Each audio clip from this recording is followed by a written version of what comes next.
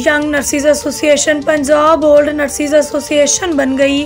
10 साल YNA के election ही ना करवाए जा सके।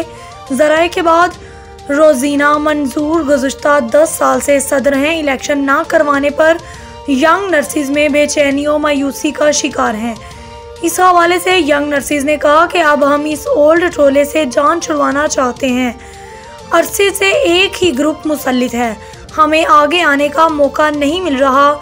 जबकि दूसरी जानिब तर्जमान YNA पंजाब ने कहा कि तंजीम साजी के अमल के बाद इलेक्शन की तारीख का ऐलान किया जाएगा।